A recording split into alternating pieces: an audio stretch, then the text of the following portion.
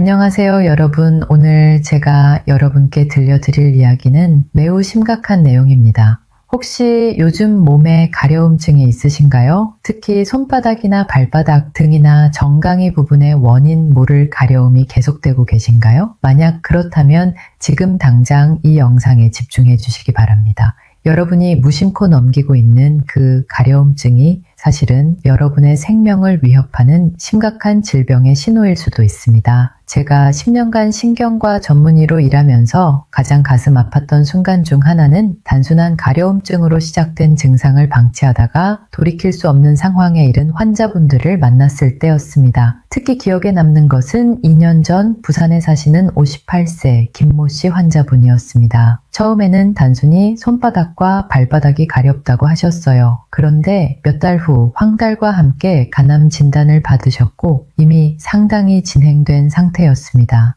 그때 그분이 하신 말씀이 지금도 제 귀에 생생합니다. 선생님, 처음엔 정말 그냥 가려워서 긁기만 했는데 이런 큰 병이 숨어 있을 줄 몰랐어요. 오늘 저는 여러분께 가려움증이 알려주는 생명의 경고 신호 3가지에 대해 말씀드리겠습니다. 이 내용은 단순히 여러분을 놀라게 하려는 것이 아닙니다. 실제로 의학적으로 검증된 내용이며 여러분과 여러분의 가족들의 생명을 구할 수 있는 정보입니다. 가려움증은 우리가 생각하는 것보다 훨씬 복잡한 신체의 신호체계입니다. 단순히 피부가 건조해서 생기는 것이 아니라 우리 몸속 깊은 곳에서 일어나는 변화를 알려주는 신경계의 경보 시스템이라고 할 수 있습니다. 특히 원인을 알 수 없는 만성적인 가려움증은 간과 담도 그리고 혈액 관련 질환의 초기 신호일 가능성이 매우 높습니다. 2019년 영국 의학저널에 발표된 대규모 연구에 따르면 원인 불명의 만성 가려움증을 가진 환자들에게서 특정 암 발생률이 일반인보다 2배에서 5배까지 높게 나타났다고 보고되었습니다.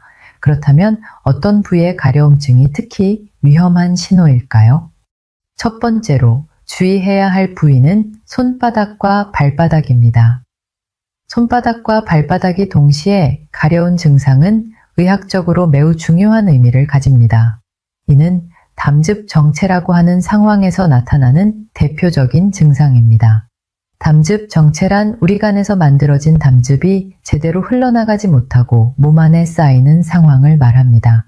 이때 담즙산이라는 물질이 혈액 속에 과도하게 축적되면서 신경을 자극해 가려움증을 일으킵니다. 특히 손바닥과 발바닥은 신경 분포가 밀집되어 있어서 이런 담즙산의 자극에 가장 민감하게 반응합니다. 그래서 간이나 담도에 문제가 생기면 다른 부위보다 먼저 이 두 부위에서 가려움증이 시작되는 것입니다.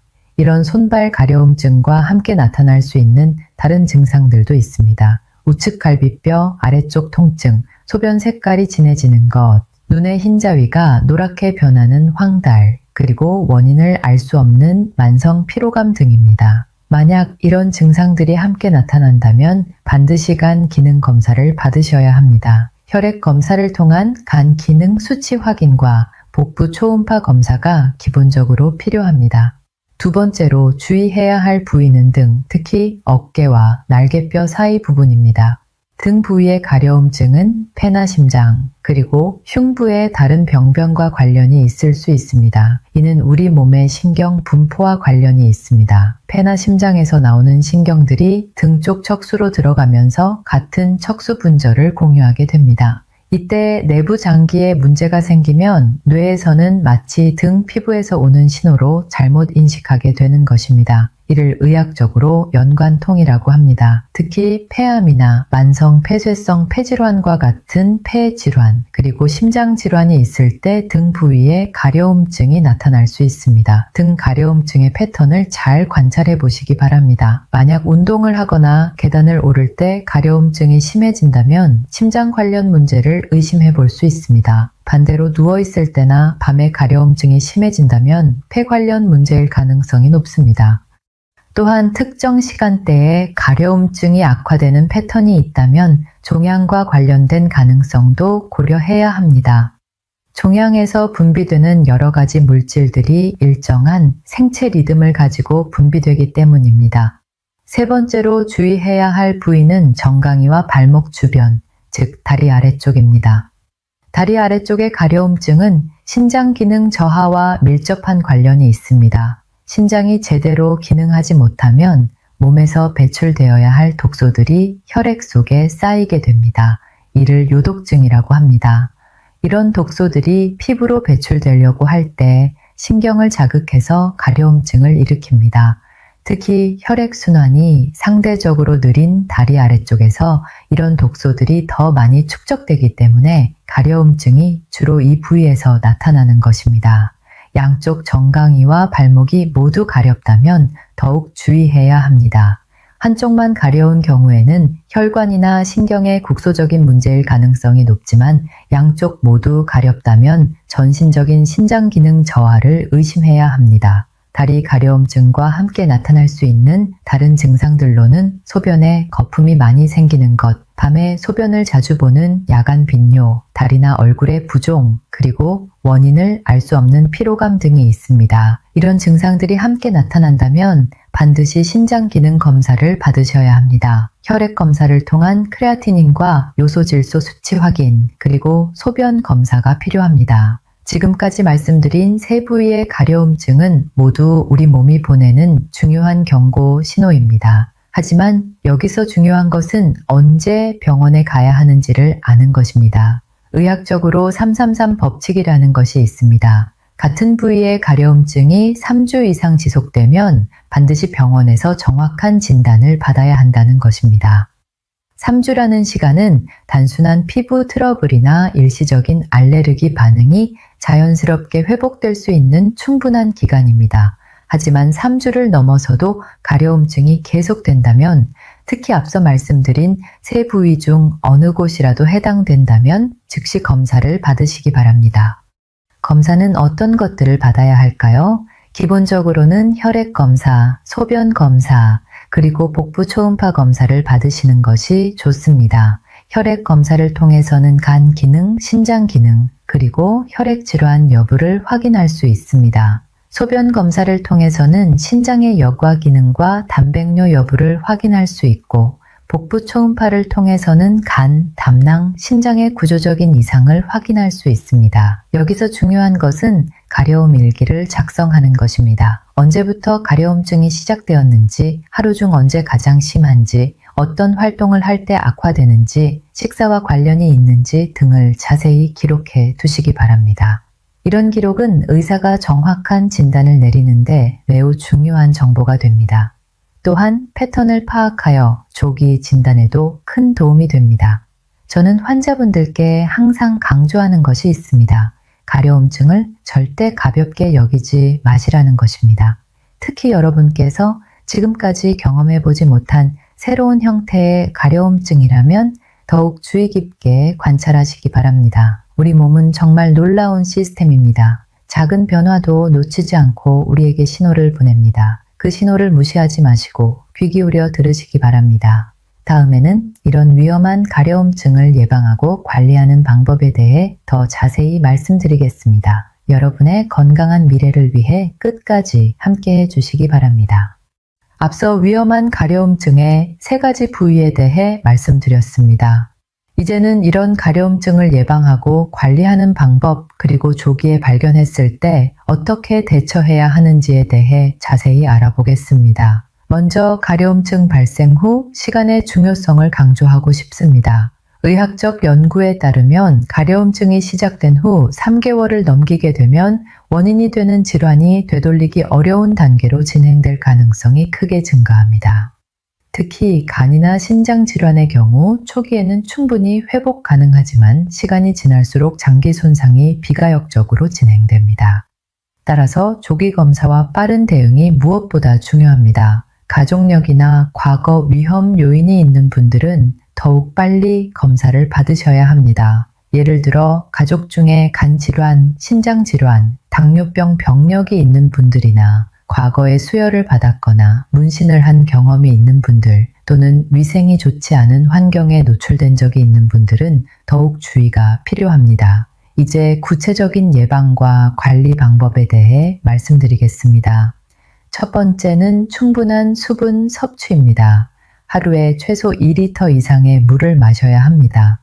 이는 단순히 갈증을 해소하는 것이 아니라 우리 몸의 독소 배출과 혈액 순환을 원활하게 하는데 필수적입니다. 특히 신장 기능을 유지하는데 충분한 수분 섭취는 매우 중요합니다. 물이 부족하면 혈액이 진해지고 신장에서 노폐물을 걸러내기 어려워집니다. 또한 간에서 담즙을 만들고 배출하는 과정에도 충분한 수분이 필요합니다. 두 번째는 매일 7분간의 맨발 걷기입니다. 발바닥에는 우리 몸의 모든 장기와 연결된 반사점들이 있습니다. 맨발로 걷기를 통해 이런 반사점들을 자극하면 해당 장기들의 기능을 활성화할 수 있습니다. 특히 발바닥 중앙 부분은 신장과 연결되어 있고 발가락 부분은 간과 연결되어 있습니다. 매일 규칙적인 발바닥 자극을 통해 이런 장기들의 기능을 건강하게 유지할 수 있습니다.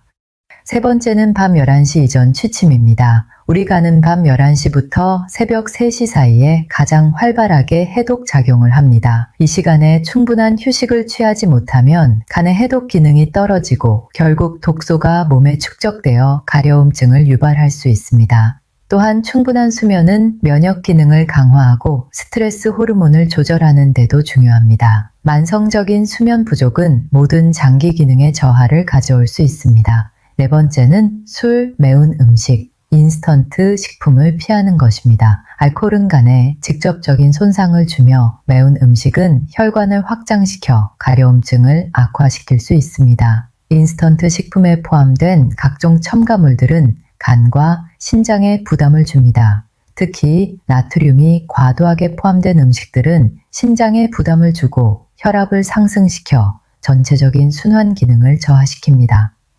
다섯 번째는 오메가3가 풍부한 생선과 녹황색 채소 위주의 한겸 식단입니다. 만성적인 염증은 모든 질병의 근본 원인 중 하나입니다. 한겸 효과가 있는 음식들을 꾸준히 섭취하면 몸의 염증 수치를 낮추고 장기 기능을 개선할 수 있습니다. 연어, 고등어, 참치와 같은 생선에는 오메가3 지방산이 풍부하게 들어있어 염증을 줄이고 혈관 건강을 개선합니다. 시금치, 케일, 브로콜리와 같은 녹황색 채소에는 항산화 성분이 풍부하여 세포 손상을 예방합니다. 여섯 번째는 스트레스 관리입니다. 만성적인 스트레스는 우리 몸의 모든 시스템에 악영향을 미칩니다. 스트레스 호르몬인 코르티솔이 과도하게 분비되면 면역 기능이 저하되고 염증이 증가합니다. 명상이나 깊은 호흡 운동, 요가와 같은 이완요법을 통해 스트레스를 관리하시기 바랍니다. 하루에 단 10분이라도 조용한 곳에서 깊은 호흡을 하며 마음을 진정시키는 시간을 가져보세요. 이제 가려움증이 실제로 발생했을 때 어떻게 대처해야 하는지 말씀드리겠습니다. 무엇보다 중요한 것은 긁지 않는 것입니다. 긁으면 일시적으로는 시원할 수 있지만 피부 손상을 일으키고 2차 감염의 위험을 증가시킵니다. 또한 긁는 행위 자체가 더 많은 가려움을 유발하는 악순환을 만들 수 있습니다. 대신 차가운 수건으로 찜질을 하거나 가려운 부위를 가볍게 두드리는 방법을 사용하세요. 이는 신경을 진정시키고 일시적으로 가려움을 완화할 수 있습니다. 가려움증 일기 작성은 정말 중요합니다. 언제부터 가려움증이 시작되었는지, 하루 중 언제 가장 심한지, 어떤 음식을 먹었을 때 악화되는지, 어떤 활동을 할 때 심해지는지 등을 자세히 기록해 두세요. 예를 들어 이런 식으로 기록할 수 있습니다. 3월 15일 오후 3시 손바닥 가려움 시작. 점심으로 라면 섭취 후 2시간 뒤 긁지 않고 찬물로 씻음. 30분 후 증상 완화. 이런 기록은 의사가 진단을 내릴 때 매우 중요한 정보가 됩니다. 또한 여러분 스스로도 어떤 요인들이 가려움증을 악화시키는지 파악할 수 있어 예방에도 도움이 됩니다. 검사 결과에 대해서도 말씀드리겠습니다. 만약 검사에서 이상이 발견되더라도 절망하지 마세요. 조기에 발견된 대부분의 질환들은 적절한 치료를 통해 충분히 관리가 가능합니다. 간 기능 이상이 발견되었다면 금주가 가장 중요하고 간에 좋은 음식들을 섭취하며 정기적인 추적 관찰을 해야 합니다. 신장 기능 이상이 발견되었다면 단백질 섭취를 조절하고 혈압 관리를 철저히 해야 합니다. 혈액 질환이 의심된다면 혈액내과 전문의의 정확한 진단과 치료가 필요합니다. 중요한 것은 조기 발견과 적절한 치료를 통해 대부분의 질환들이 관리 가능하다는 것입니다. 마지막으로 가장 중요한 것을 말씀드리고 싶습니다. 대부분의 가려움증은 단순한 건조나 알레르기로 인한 것들입니다. 하지만 앞서 말씀드린 세 부위 중 어느 곳이라도 해당되고 3주 이상 지속된다면 반드시 의심하고 확인하시기 바랍니다. 의심하고 확인하는 것과 무작정 걱정하는 것은 다릅니다. 합리적인 의심을 바탕으로 적절한 검사를 받고 그 결과에 따라 대처하는 것이 현명한 자세입니다.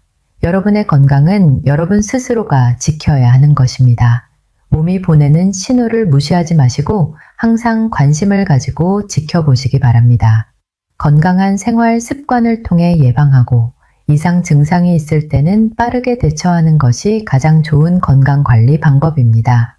여러분께서 오늘 배우신 내용을 잊지 마시고 주변의 소중한 분들과도 꼭 나누어 주시기 바랍니다. 작은 관심이 큰 생명을 구할 수 있습니다. 가려움증을 무시하지 마시고 의심되면 기록하시고 3주 이상 지속되면 혈액검사, 소변검사, 복부 초음파로 조기에 확인하시기 바랍니다. 이것이 여러분의 생명을 구할 수 있는 가장 확실한 방법입니다. 항상 건강하시고 여러분과 여러분 가족 모두가 건강한 삶을 누리시기를 진심으로 바랍니다. 오늘 말씀드린 내용이 여러분께 도움이 되었기를 희망하며 더 나은 건강 정보로 다시 찾아뵙겠습니다. 건강의 주인은 바로 여러분 자신입니다. 오늘부터라도 여러분의 몸이 보내는 신호에 더욱 관심을 가져주시기 바랍니다. 작은 변화도 놓치지 않는 세심함이 건강한 미래를 만들어 갑니다.